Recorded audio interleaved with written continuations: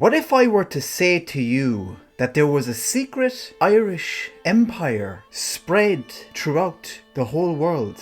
Would you believe me? Oh yes, the Irish Diaspora. Some say it's about 70 million people, others say it could be over 100 million people. Let us define the word diaspora according to Merriam-Webster.com. The movement, migration, or scattering of a people away from an established ancestral homeland. And as John F. Kennedy said, most countries send out oil or iron, steel or gold, or some other crop, but Ireland has only one export, and that is its people.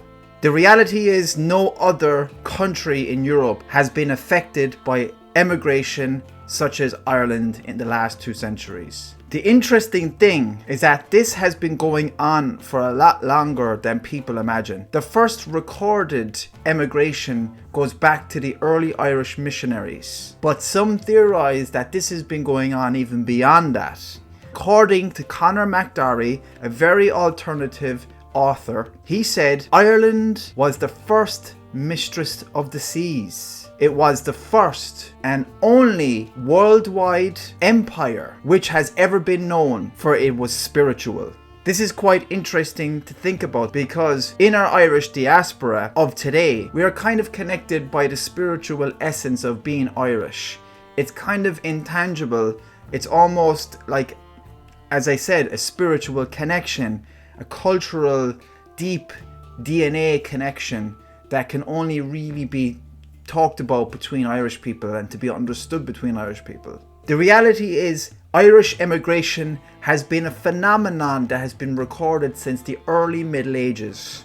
And according to this article, centuries of emigration. For centuries, Ireland's history has been shaped by migration from Irish missionaries leaving the island to spread their religion as early as the 6th century. To those escaping the poverty and disease of the Irish famine in the 1840s and 1850s. Migration has become part of Ireland's culture, with those leaving most often moving to other English-speaking countries like the United Kingdom, the United States, Australia and Canada. But it has to be said, the most emigration recorded has been happening since the 1700s. And according to this Aeon.com article, from 1700 to the present, fully 10 million Irish men, women and children left Ireland and settled abroad.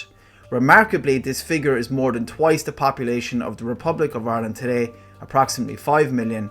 It exceeds the population of the island of Ireland, including North and South, which is around 7 million, and it is greater than the population of Ireland at its peak in 1845 on the eve of the famine, which was around 9 million. Some 70 million people worldwide claim Irish descent, more than half of them in the United States, where Irish is the most common ancestry after German. Something to think about Irish emigration throughout the ages, especially because we were part of the British Empire. It created these pathways and possibilities to the 4 corners of the known world. The Irish ended up everywhere. Honestly, everywhere the British was, the Irish ended up being in. Emigration became a way of life. It became almost like a national institution. The United States obviously being number 1, but we're going to get into the other places where the Irish settled and still have some sort of resemblance today. They've made their mark everywhere they've went. That's the thing about the Irish. We kind of adapt and survive, and we thrive in places. And a lot of the time when people come into this country, they assimilate into the Irish culture. That's just the way we are as a Celtic nation. The harsh realities of the emigration that occurred and is still to this day is because really of the harsh realities of home, but obviously more so in the past with famines, war, political unrest, religious persecution and all sorts of problems would have forced people to leave. So in essence, we were economic migrants. I think, to be honest, a lot worse off than some of the people today, because there was serious famines, people being killed by the millions. As you can see on the Wikipedia page for the Irish diaspora, in 1890, 40% of Irish-born people were living abroad. By the 21st century, an estimated 80 million people worldwide claimed some Irish descent, which includes more than 36 million Americans claiming Irish as their primary ethnicity. But according, of course, to the Irish government, because the Irish government has to ruin everything, they have a different view of the diaspora. I can understand some of this to an extent, because it kind of protects the country economically from people claiming from benefits and things like that, which is understandable. The Irish government defines the Irish diaspora as all persons of Irish nationality who habitually reside outside the island of Ireland. This includes Irish citizens who have emigrated abroad and their children, who are Irish citizens by descent under Irish law. It also includes their grandchildren in cases where they are registered as Irish citizens in the Foreign Births Register, held in every Irish diplomatic mission. Under the legal definition, the Irish diaspora is considerably smaller, some 3 million persons, of whom 1.5 are Irish-born immigrants. Given the island of Ireland's estimate population of around 7 million people in 2018, this is still a large ratio, practically half. So the reality of emigration from Ireland changed from being the United States being the number one place to Great Britain to England, and even my own grandparents would have went there, and also my mom was born in London. I have a lot of relatives in England because that was where a lot of people emigrated to during the last 100 years because of the work situation. It was easy to get work there compared to Ireland. But of course, Ireland were treated quite badly in a lot of these places that they went to. They were either indentured servants, or they were treated quite poorly, being paid very little money compared to other races, compared to the British or the Americans, etc. Of course, there's that famous image, no blacks, no dogs, no Irish. Something that it can never be washed away, you know. The Irish have been subject to racism over the centuries and have been subject to cruelty.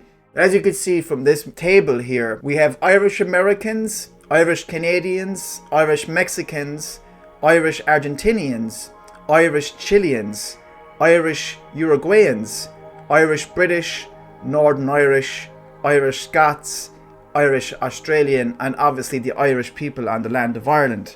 But in reality, there are other places where Irish settled, such as Spain, Portugal, France, Scandinavia, and also the West Indies, where we have our very own Black Irish. So as I said before, the Irish have a way of assimilating and adapting to places that they have went to, and have been big contributors to the arts, the sciences, the politics, and some names that I'm going to give to you now, such as John F. Kennedy, of course, the 35th President of the United States, also all his family, the Kennedys, they would have originated from Wexford.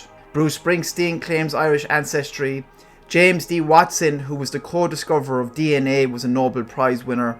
Judy Garland, the famous actress and singer. Muhammad Ali, interesting enough, claims Irish ancestry through his grandfather, Abe Grady, who was from Ennis, County Clare.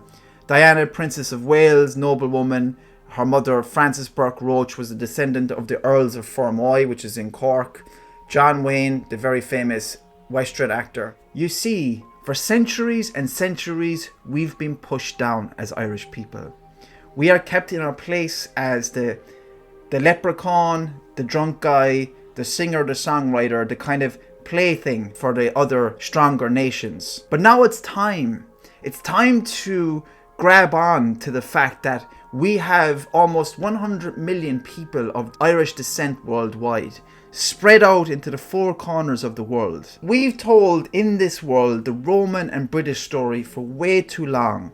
Now it's time to start telling our story, the real story, and not the story all about the hardships and the sadness and the west of Ireland, you know, out in the sticks, you know, the country boys. Let's start telling the story about the Gaelic Empire that we once had. The one that before the Romans, the one before the British even existed, before any of these things were told.